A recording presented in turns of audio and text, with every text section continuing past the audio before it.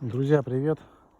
Я бы сейчас с огромным удовольствием посмотрел на супер выживальщиков, которые рекомендуют разводить огонь с помощью трения.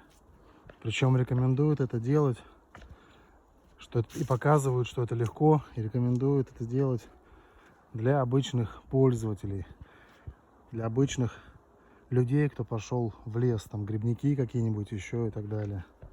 Ребят, если нет опыта, вот в таком лесу, как сейчас, все сырое вообще. Вчера прошел дождик, ночью был дождь, все сырое абсолютно. Тут даже имея спички и зажигалку, придется потрудиться, чтобы все нормально произошло.